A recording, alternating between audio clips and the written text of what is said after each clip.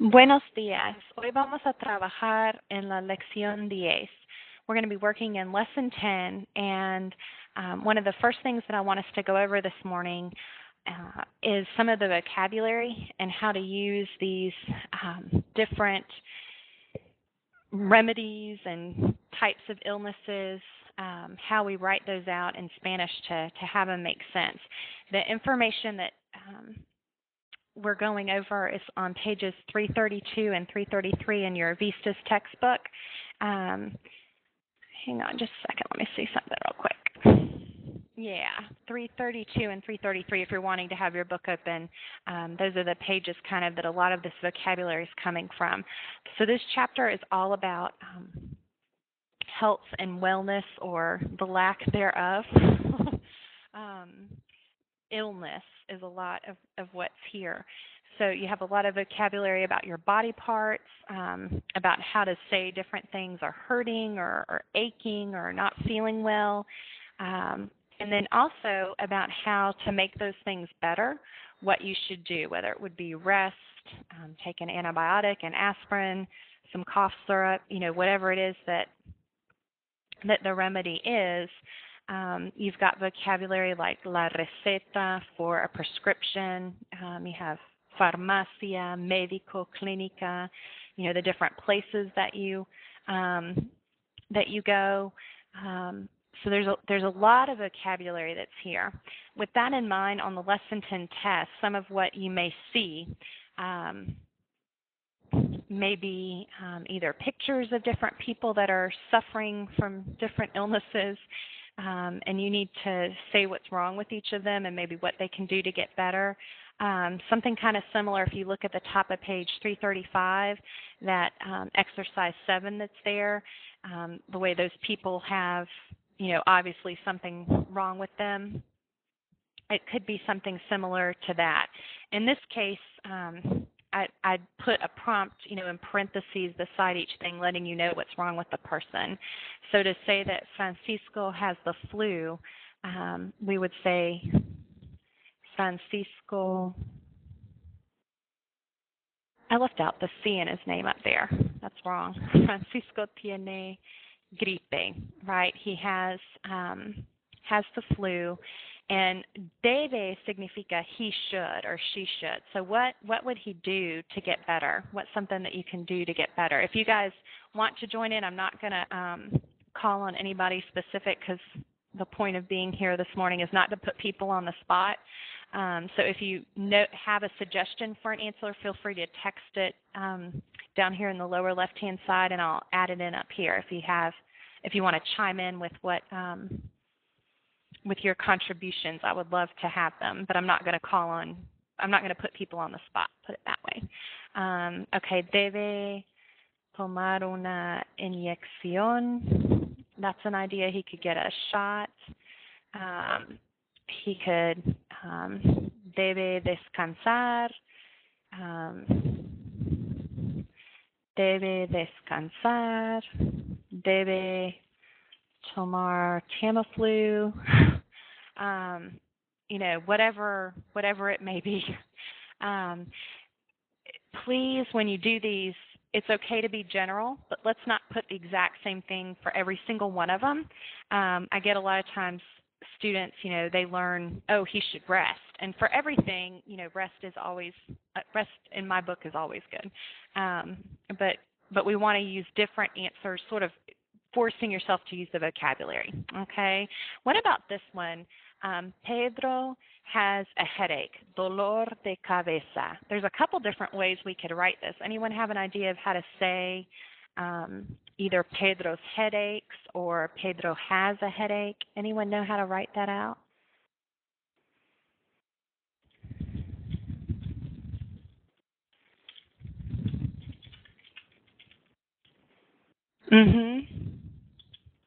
That's right. That's what I was putting as my first one. Pedro tiene un dolor de cabeza, or tiene dolor de cabeza. You don't have to have that un there. Another way to do it is to say, a Pedro le duele la cabeza. Okay, a Pedro le duele la cabeza. The verb want to talk about this verb real quick. Doler is to ache. Now, this is different from dolor. Dolor is an ache, okay, so like a noun. Doler means to ache or to hurt. And it's an O to UE stem changer in the present tense. And it works like the verb gustar. And what we mean by that, remember, with the verb gustar, you actually look at what's being liked. So in this case, you actually look at what's being hurt as the subject of the sentence. So his head is aching. So le duele la cabeza. If his feet hurt, let's say, we would have said a Pedro le duelen los pies, because los pies is plural, so we would go with the plural form of the verb. They hurt him. Okay, they are painful to him, or they are achy to him. Okay, so you'll see this verb used throughout Lesson 10. I don't remember, in this particular book, I don't think they actually explain that to you. So I think it's important to point that out. I think they're hoping that you'll pick up on that on your own. And I know that personally that's not something I would have picked up on my own. Let me see something. I don't think they ever tell you.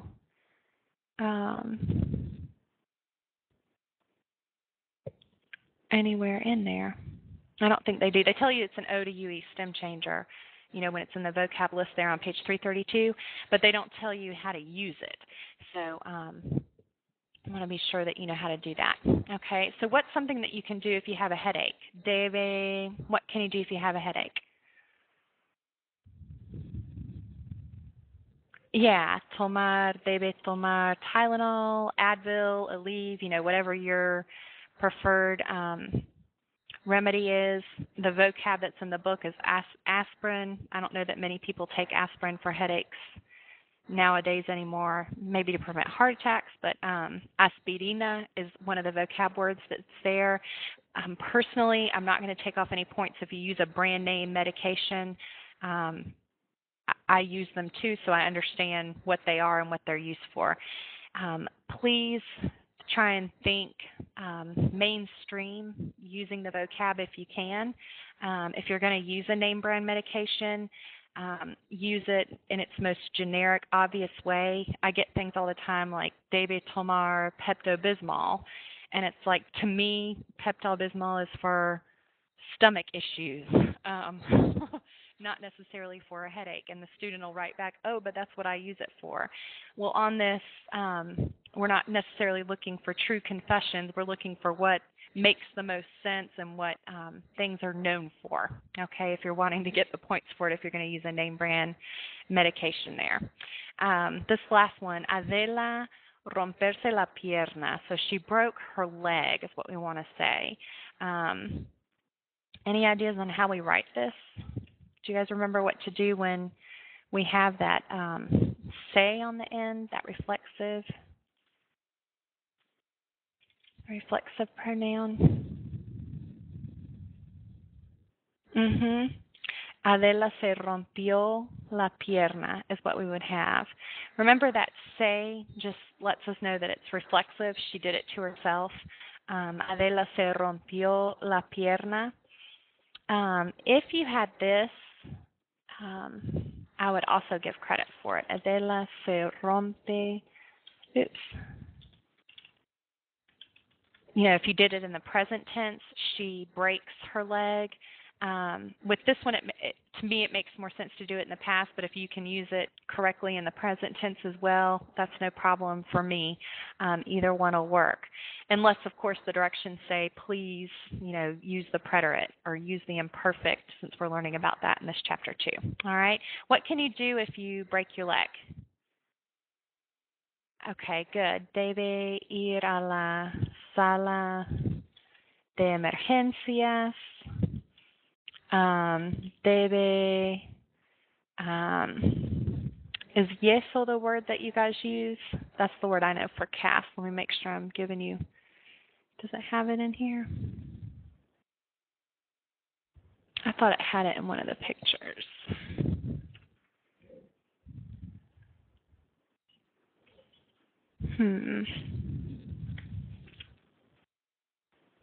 It's probably here. There's just so many words on here. Do you guys remember seeing the word for cast? Yeso is the word that I know. And I think that's what's in the book if there is something. Oh well, we won't use it right now. Debe sacar una radiografía. She needs to take an x-ray, to see if it's broken or to know where it's broken. Any of these things will work. You could say no debe caminar. She doesn't need to walk if she broke her leg. No debe caminar. Any of those kinds of things could work. All right.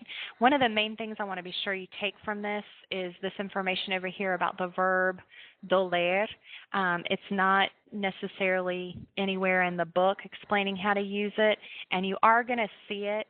And in your writing for this particular test, you may be telling about an accident or something medical that happened to you, and you'll need to use the verb doler perhaps. And so I want to be sure that you know how to do that. Just remember that it works like the verb gustar in that whatever aches is actually the subject of the sentence. Okay? Any questions with this vocabulary before we move on? You guys can use your yes/no checkers or text it down at the bottom. Okay. Caleb, do you have a question? No? Okay, cool. All right, the next thing that I want us to look at is the imperfect tense. And this is a big deal. This is something new. So far all semester, starting with lesson 6, you guys were learning the preterite. And the preterite, you were told, was expressing an idea in the past. And it still is. That's not changing. What you've learned about the preterite is not going to change. However, there is another type of past tense, which is called the imperfect, okay? And we're going to talk a lot here in a little bit about when to use the preterite and when to use the imperfect. But for now, I just want us to define what is the imperfect tense. What does that mean? What does it look like? What do you do with it? And this slide has pretty much a summary of the information that's on pages 342 and 343 in your textbook. Actually, not 343 so much. We'll look at that in just a second. But 342, this pretty much sums it up. Basically, the imperfect tense is just another past tense. It's a way to express actions that happen in the past. Your endings for the imperfect are very simple. If it's an AR verb, you're going to take off the AR and put aba, abas, aba, abamos, and aban. Okay? If it's an ER or an IR verb, you're going to take off the ER or the IR, and you're going to add ia, ias, ia, iamos, or ian, okay, depending on who your subject is. All right? So you'll need to definitely memorize these endings. All right? They're not necessarily intuitive. That is something that you will have to memorize. This third bullet here is like the Hallelujah chorus is singing in the background. There are no stem changes in the imperfect tense. So I know that lesson 6, lesson 7, lesson 8, lesson 9, every lesson we've had so far, there's like another little something about the preterite tense that's special that you have to memorize and remember, mainly having to do with things stem changing or special things happening. In Spanish, for the imperfect, there are no stem changes. So the verb dormir, for example, that's always had something strange happening with it, yo dormía. Okay, there's nothing special to do with any of the stem changers. So that's like unheard of and wonderful. So it's great to not have to remember too much with the imperfect. There are only 3 irregular verbs in the imperfect. No joke. There's not more to come. For real, there's only 3. They're the verbs ser, ir, and ver. And they look like this when you conjugate them out in the imperfect. Ser is era, eras, era, éramos, eran. Ir is iba, ibas, iba, íbamos, and iban. Ver is veía, veías, veía, veíamos, and veían. Okay? And the accent marks that you see on this slide and that you see on page 342, it's very important to make note of those. Leaving them off can change the meaning of the word, and it's important just to memorize the accent as part of the ending, that you're memorizing, all right, for each of these. So this is what the imperfect is. It's just another past tense. These are your endings. No stem changes in the imperfect, and there's only 3 verbs that are irregular. So in comparison to the preterite, as far as there being lots of complications, the imperfect tense is very simple. And I think at this point, at the end of the semester, it's greatly appreciated by students with how simple it is. All right. The next thing that we're going to look at with the imperfect is when and how you use it. We'll compare it to the preterite in just a second, but right now, just in general, talking about the imperfect, what it's used for. And this information is also found on page 343. There's not necessarily anything new here, but you may hear it or see it explained in a different way that might make it click for you this time. When you use the imperfect, it's used to describe, some people say like ongoing actions in the past, things that continuously happened is one way to describe it. So the fancy word for that is habitual, meaning it happened over and over again, or repeated actions. So this example, siempre iba a la iglesia. She always went to church. Always means, it happened more than once. It happened over and over and over again. Every Sunday, she was there.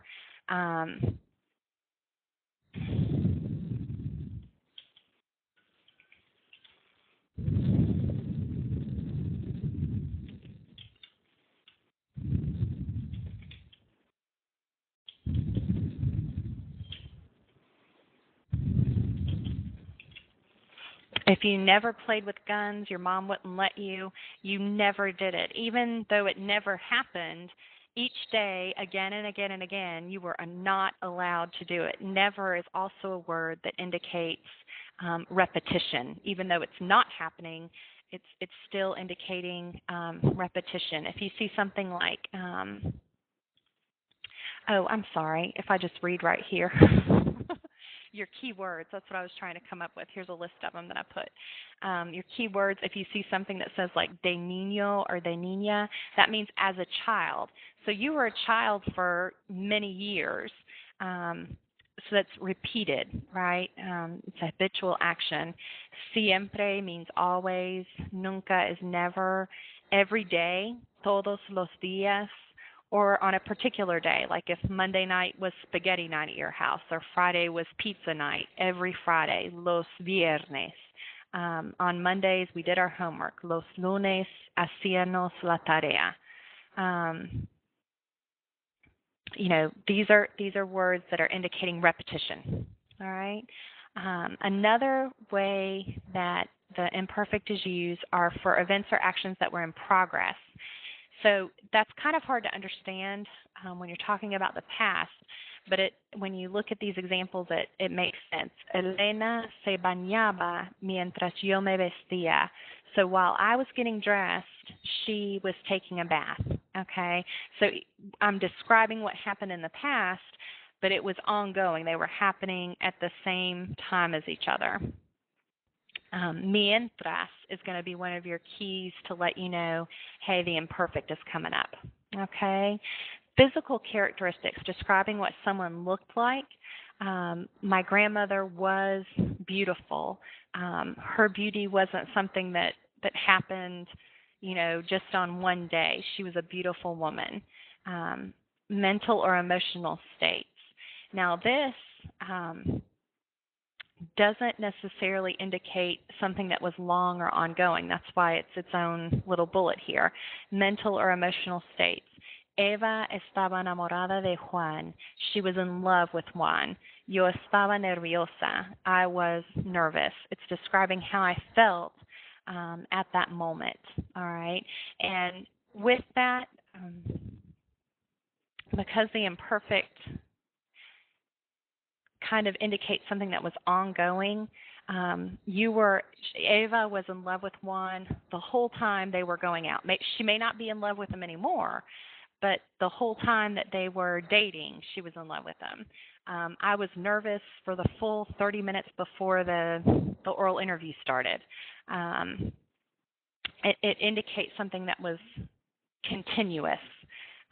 Telling time, eran las 10 de la noche. Giving someone's age, el niño tenía 5 años. And sometimes we explain these by saying, you were 5 for 365 days of that year. It was an ongoing action. Telling time, giving that description, that point in time, it was 10 o'clock at night for the full 60 seconds. That's kind of the thinking behind these with the imperfect. We're going to go on and try and compare it with the preterite. Do you guys have any questions so far just about what the imperfect is? No? Okay. All right, and here, let me just check real quick. I think the next thing is practice. Yeah, okay. You've used the preterite. We talked about when we presented it, what it meant, but because you didn't have anything to compare it to, I don't know that necessarily many people paid attention to when and how to use the preterite. You can go back if you need to Lesson 6, and there's a lot of good explanation that's there. Also in your book on page section 10.2 on page 346, something similar to this chart that I have here is found there on page 346. You can also go back in Lesson 6 when we first looked at the preterite, and they might explain it to you just a little bit different. And sometimes it takes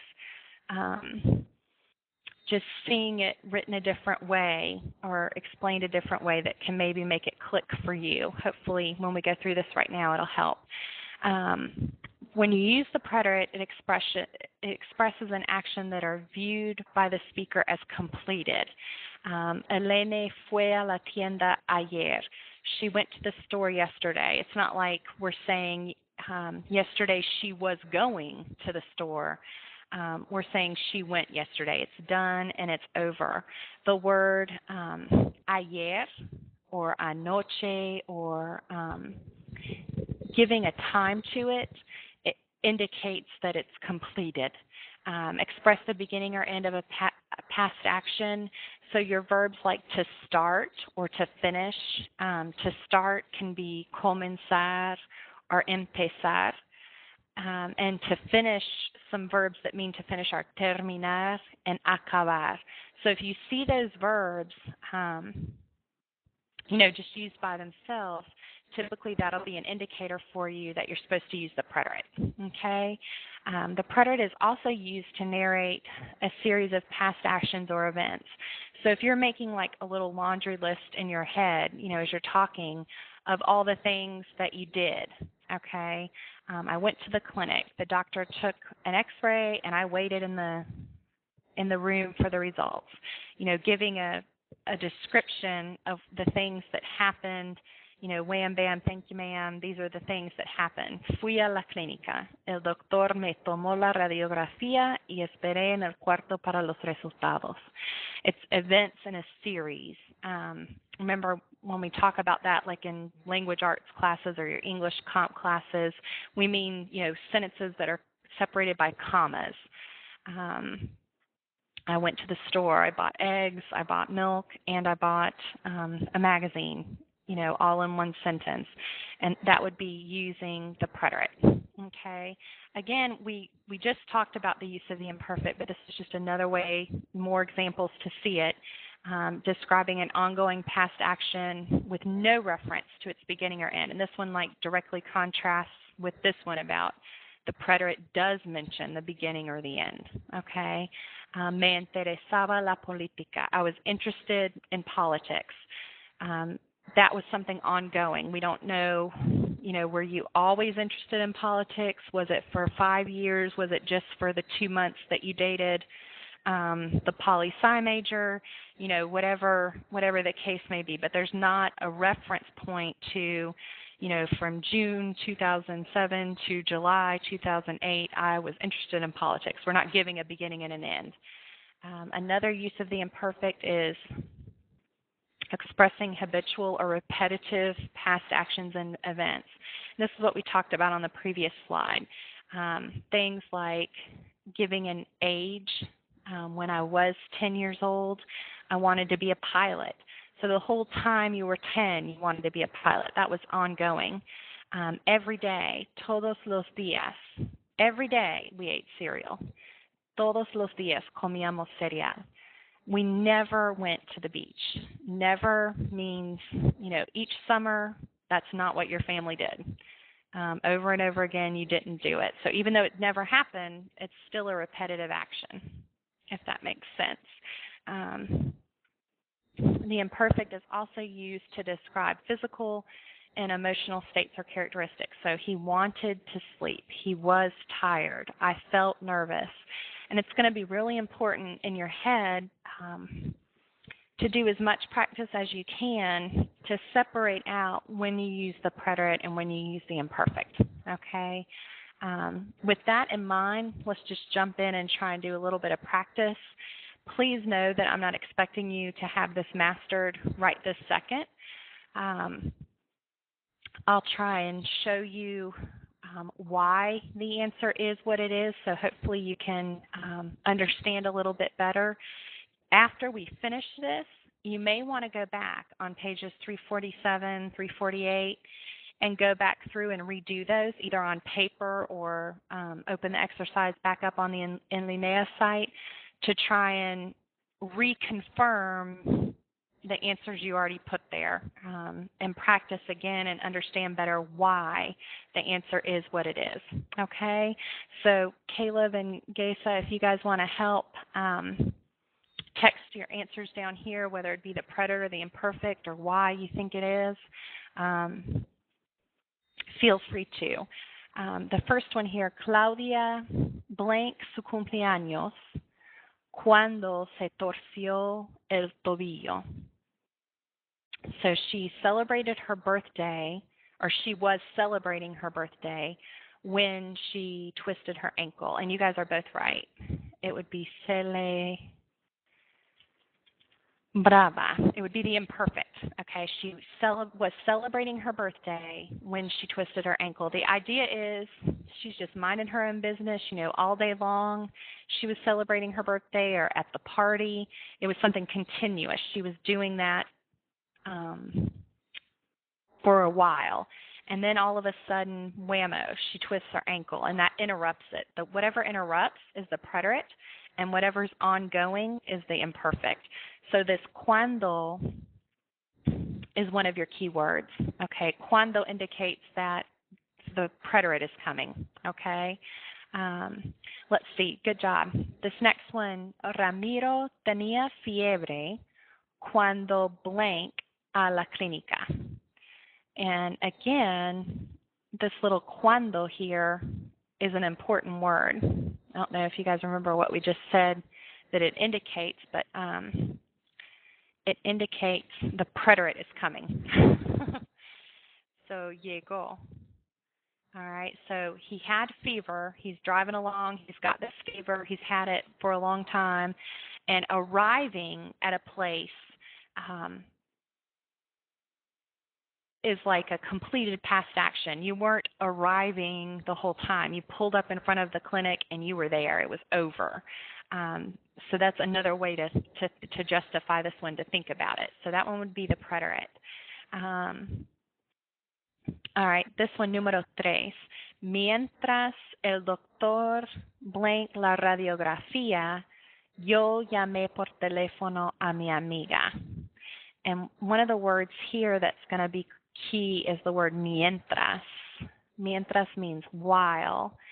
And this one, you're right, would be miraba. While the doctor looked at the x-ray, I called my friend. Um, and that while indicates something that was ongoing. He didn't just look at it and walk away. He had to study it. He had to be staring at it for a good 10 or 15 minutes. He had to call in the attending to make sure that he agreed with the diagnosis or whatever, whatever the case may be. Looking at an x-ray isn't something that happens quick and is over. All right. What about this one? Yo blank viendo la televisión cuando mi mamá se lastimó la mano con la puerta. Okay, so we're wanting to use the verb estar. It'll either be estaba or estuve. And they both mean was. I was watching TV when my mom hurt her hand with the door. And this one, you're right again. You guys are good at these. Is estaba. I was watching television. Again, this cuando right here can sort of be an indicator that after this, the preterite is coming. And here's the preterite right here, se lastimó. She hurt her hand. Okay? And also, with the past progressive, the progressive tense with this viendo, I was watching, that's one of the things, too, that always will take the imperfect. All right? Número 5. Cuando Sandra llegó a la universidad, blank un dolor de cabeza terrible. This one can be a little bit tricky. Here's the word cuando. Okay, and you need to look carefully and note that, okay, cuando means the preterite is coming, and it came. It's right here with llegó. All right, so when you get over here, you have the opportunity for it to be just like you put there, the imperfect. Tenía un dolor de cabeza terrible. She had a terrible headache. And the idea is something aching or hurting. Typically, an ache or a hurt, it's not for a second. It's something that's ongoing, okay? If someone said, I felt an instant shock of pain, well, that instant, indicates the preterite. It was done and over. But if you have like a headache, that's ongoing, and that will indicate the need for the imperfect, all right? Hopefully these make sense. Feel free to go back through this more than once and try and do these on your own, and then listen again to the explanations as to why they are the answers that they are. As you go back through any of the exercises in your textbook, if you don't understand why one is the preterite versus the imperfect, or you can't understand how, that's the answer that they came up with, send me an email. Say, hey, I'm on page 348, I'm on number 6 on the third blank there, and I don't understand why it's llegaron instead of llegaba or llegaban, okay? And I'll be happy to try and explain it to you, all right? Good job. You guys did really well with these. Do either one of you have any questions about the preterite or the imperfect? We're going to move on to something else now. Any questions? No? Okay. The next thing, you do have a question, Caleb? What kind of question?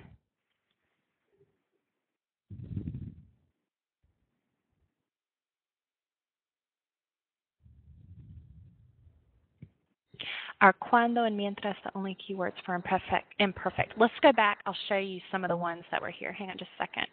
I think it's on this one. On this particular slide right here, and this is in, you know what, I don't think this was in the book.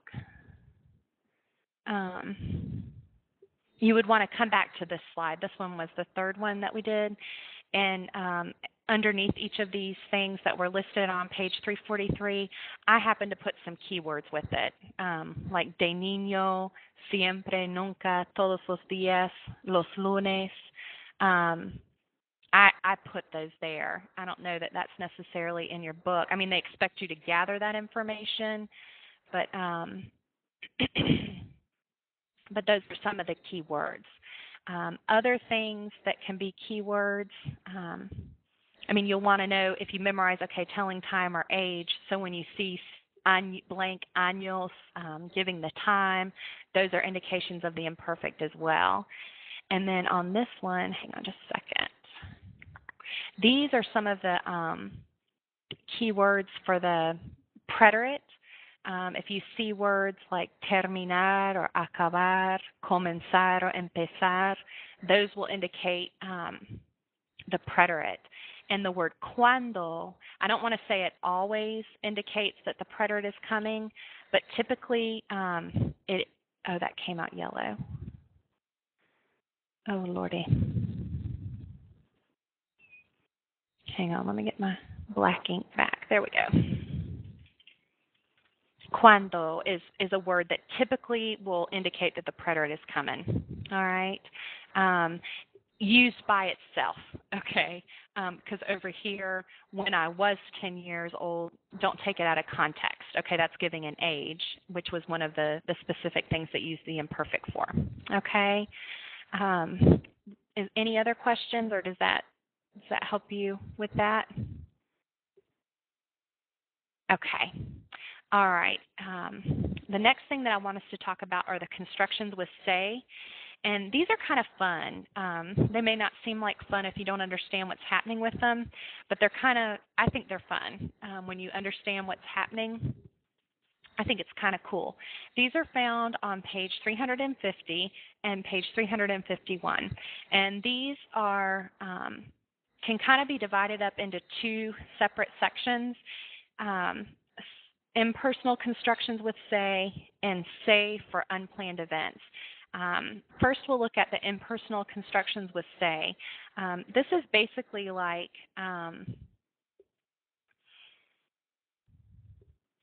the passive voice. You'll remember in language arts, all the way in elementary school and in middle school, when you're writing essays or compositions, you're not supposed to say things like nurses are needed or students are requested for service. You're supposed to say, the school is looking for students to be in student government, or we need nurses. You needed to have a noun in the subject. And with these, we're going to talk about what to do with these in just a second. These practice guides that are here are more about say for unplanned events. So we'll look at these in just a second. What I want us to talk about real quick are the impersonal constructions with say, like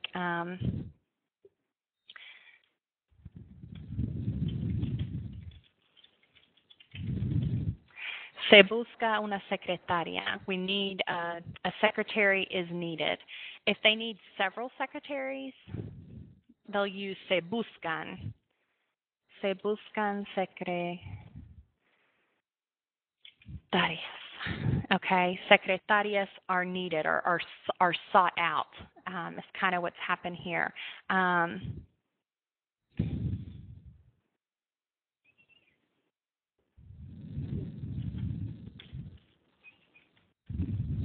If you're on a airplane or in a restaurant, you might see something like this: se prohíbe fumar. It's forbidden to smoke. Smoking is prohibited. The more common thing, at least that I always see, is just no fumar is what you'll see, but that's not using say. But I just wanted to show you a way to do it with say. If you're in a museum and you're not allowed to take pictures, se prohíbe tomar fotos o sacar fotografías. It's prohibited, okay? And what this does is it makes it kind of general and anonymous at the same time. It's forbidden for everyone. In general, you cannot smoke here. You cannot take pictures. They don't need to make a sign that says, hey, Caleb Gaston, please note that you are not allowed to smoke here. They're not singling someone out. It applies to everybody, okay? And that's what that say does, is it kind of makes it general. In general, you cannot smoke. You cannot take pictures. It doesn't say necessarily who's looking for a secretary. Is it a man? Is it a woman? Is it the meanest boss in the world or the nicest person in the world? It doesn't say. It's just kind of a general call for secretaries. Are that's what we're seeing here with these. And if it's plural, you're going to use the plural form of the verb. If it's something singular, you're going to use the singular form of the verb. And you can see that like in some of the examples that are there at the top of page 350. All right. The part that I think is fun are the say for unplanned events. This is something in English that we don't have, and I just think it's fun.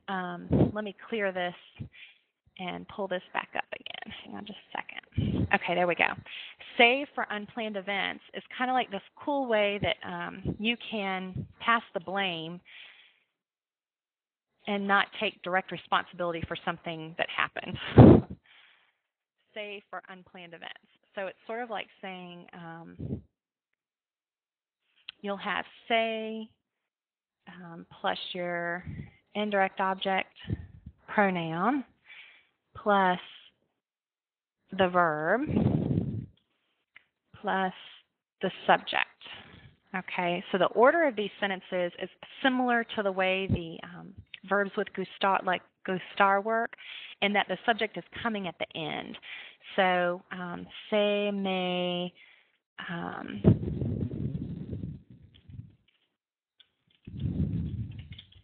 let's say like we have this sentence, se me olvidaron las llaves. In English we would say, hey, I forgot the keys. I forgot the keys. But in this, it's sort of saying the keys were forgotten by me. Okay? And it sort of like removes you a little bit from the responsibility. Okay? Because las llaves is plural. Hang on just a second. Las llaves is plural. So that's why we're using the verb olvidaron. Okay, that's why we're using the third person plural, because it's las llaves is actually the subject of my sentence. Okay, who actually forgot them? They were forgotten by me. Okay, but I am not the subject of the sentence. That's what's kind of special about these, is that whatever was lost, broken, forgotten, dropped, etc., becomes the subject of the sentence rather than the person who actually made the mistake. Okay, another example. And again, over here are your indirect object pronouns, if you don't remember, me, te, le, nos, and lace. So if we want to say, we just had Easter, so eggs are on the mind. We dropped the eggs. Okay, so we would say, it starts with say, and for we, they were dropped by us, we would use nos. And dropped is the verb caer, okay? And what was dropped? The eggs. And the eggs is plural, so se nos cayeron los huevos. Se nos cayeron los huevos. I just noticed that both of my examples are with plural things, so let me do one that's not plural just to show you an example. So los huevos was plural, so that's why we used cayeron. And even though we dropped the eggs, they were dropped by us.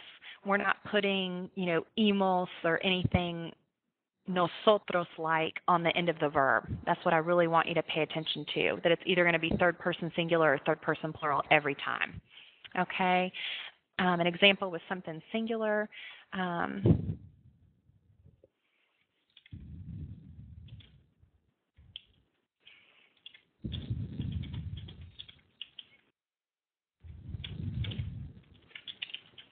Oh, hang on, that's going to cut off. She forgot the book will do. Okay, she forgot the book. All right, the book is going to be el libro. Forgot is the verb olvidar. And these verbs are in the middle of page 351. If you need to go back in your book, they're in the middle of page 351. It says verbs commonly used with say. You've got caer, dañar, olvidar, perder, quedar, and romper. And you're going to be responsible for knowing what to do with those. So you might want to just read back through and look over those to make sure you remember how to use that. So with this, we do say, and then the indirect object pronoun, since it was forgotten by her, we would say le olvidó el libro.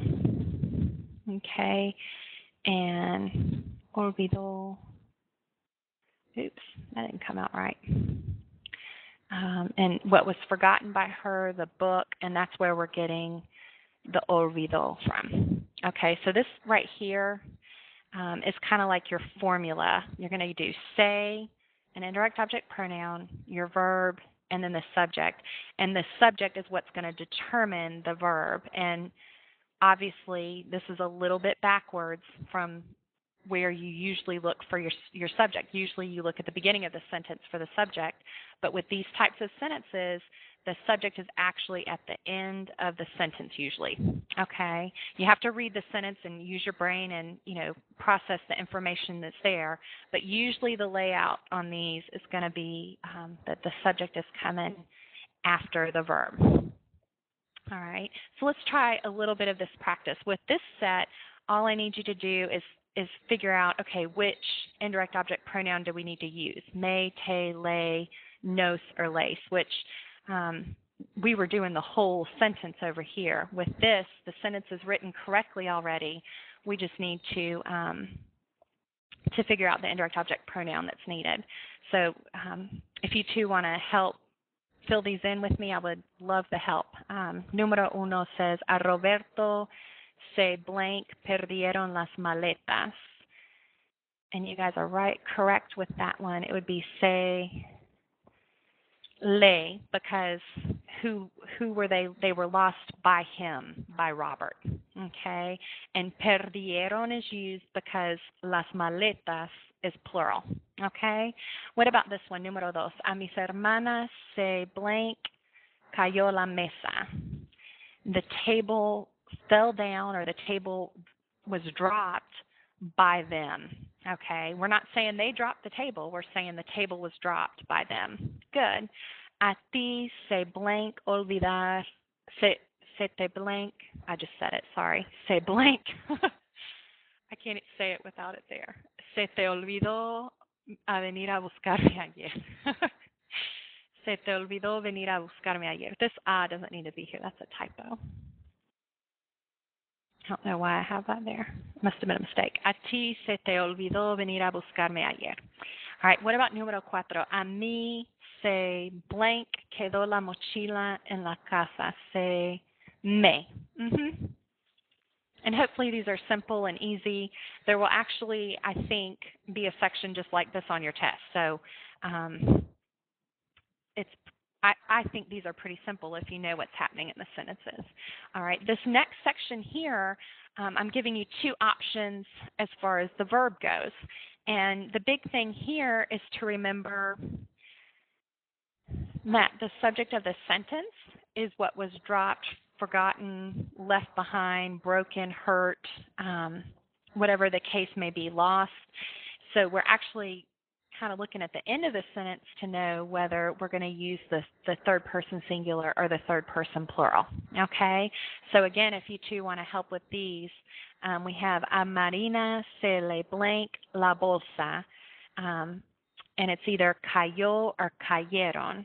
And in this case, you guys are both correct. It would be cayó. Why? Because bolsa is singular. Okay.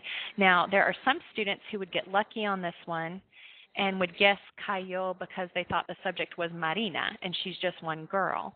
And, they got lucky on that one. They got one right. But it doesn't necessarily mean that you're going to get, especially like number 4, if you don't know what you're doing, you would pick dañaron instead of dañó because of el auto. Okay, so just be aware that the subject is actually what was dropped or broken or hurt, forgotten, etc.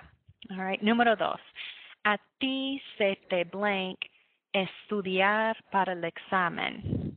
And I don't know, when we talked about the verbs like gustar, we learned that if what was liked or whatever was a verb, in the infinitive, you actually use the singular form. So A ti se te olvidó estudiar para el examen. So estudiar is what you would have been looking at to choose olvidó. All right.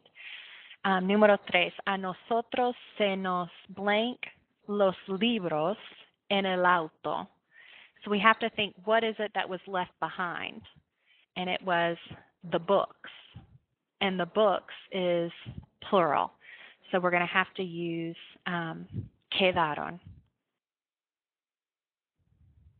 All right, good job. And the número 4, a ellos se les either dañó or dañaron el auto. And with this one, you guys are exactly right. It will be dañó because el auto is singular. Okay. All right, so that's what's happening with these. And this is actually very similar to the format of what you might see on your test for Lesson 10. Now, on the final exam, when you see this information, you may actually have, like if you look, like on page 352, I don't really like the ones they have there, but just so you can get an idea, you may actually see something like what's at the bottom of page 352 with the pictures. Like there's a guy who just obviously dropped a cake, and so you come up with the sentence on your own. You may have a few like that, but I know on the test, most of them will be fill in the blank or multiple choice, somehow choosing among the different choices similar to what you see here. But you also need to be able to come up with sentences on your own, okay, especially with the final exam. Any questions with these expressions with say? No? Okay. Well, the last thing, there's a lot of information in this chapter to cover, so we're actually going to use almost all our time. Let's see, with the adverbs. Adverbs describe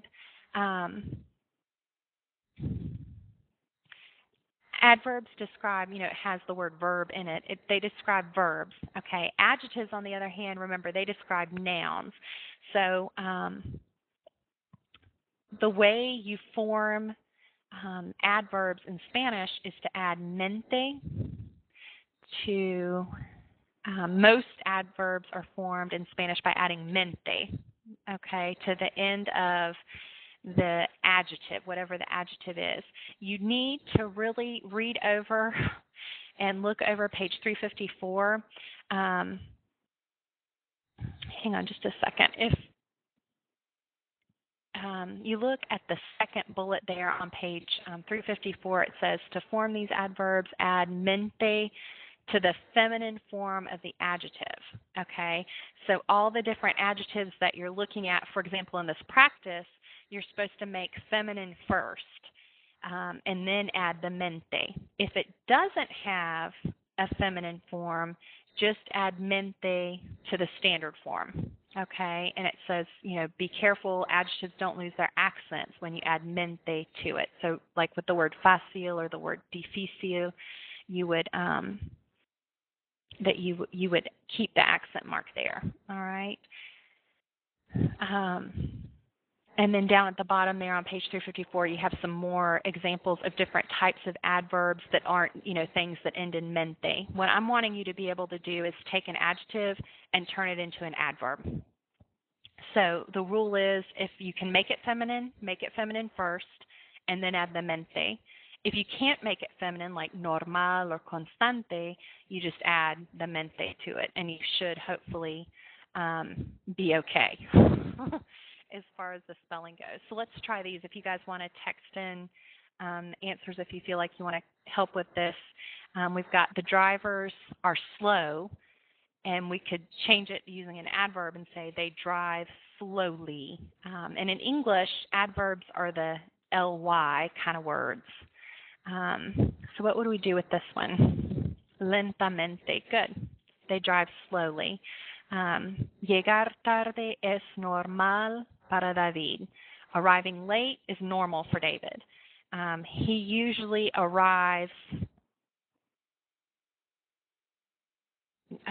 normally he arrives late is what we want to say. So normal Oops, mente. And that doesn't have a feminine form, so we just take normal and add the mente to it. Okay? What about constantly? The noise is constant. El ruido es constante. And then we want to say there is noise constantly. And so that would be constantemente. Constantemente. And I always misspell this word, but I think I got it. Constantemente. Yeah. All right, what about this one? La lluvia es frecuente. The rain is frequent. And here we want to say it rains frequently. How do we do that? We're going to take frecuente and put mente on it. Frecuentemente is what it needs to be. All right. And this last one, the change is gradual. El cambio es gradual. So it changes gradually. So gradually is the word we're wanting to do. So we're going to take gradual and add mente to it. Okay, so this really is pretty simple. If you can make the adjective feminine, make it feminine first. If you can't, you just add mente to it. All right, I can tell you this, on the test for Lesson 10, the writing section at the end, you'll be asked to use some adverbs. Like I don't remember how many I put on there, but it says, do whatever, and be sure to use at least, 2 adverbs or 3 adverbs. So be sure to include, some of these different words as adverbs rather. And when you do that, you may think, oh, I don't need to use an adverb. I want to use an adjective.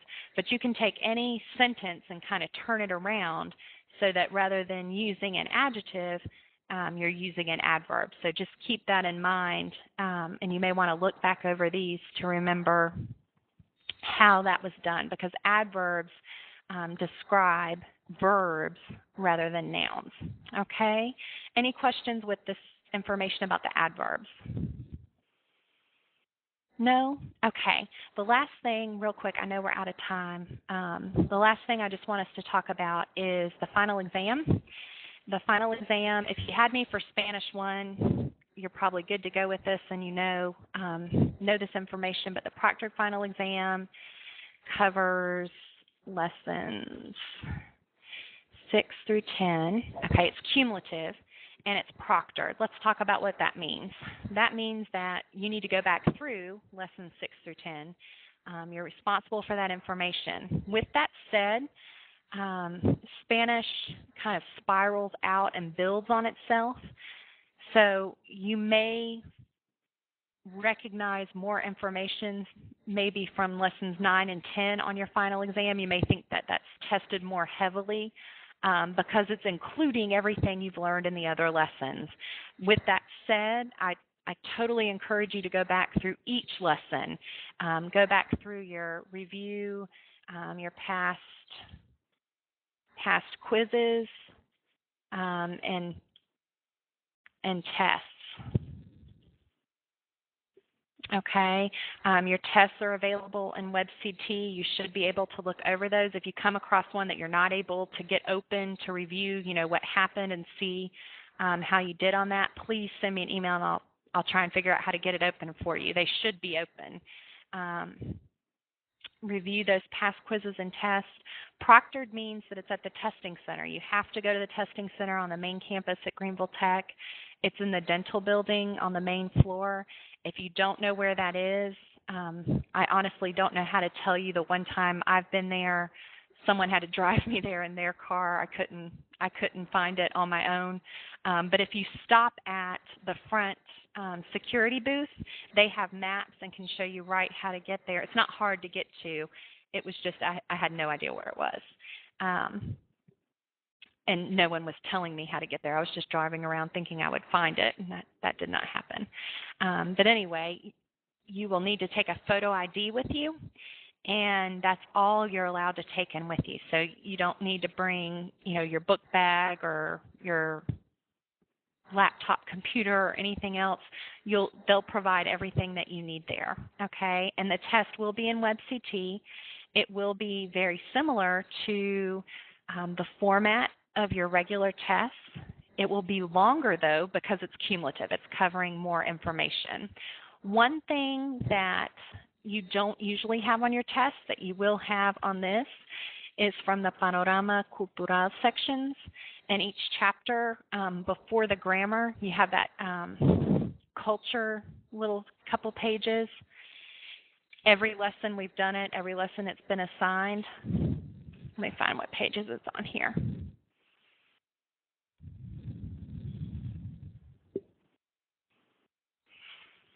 Hang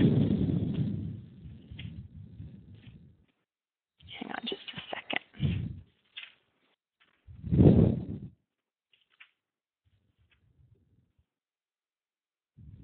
Okay, like on lesson 10, we're talking about the Panorama section. That's pages 364 and 365. That's talking about Costa Rica.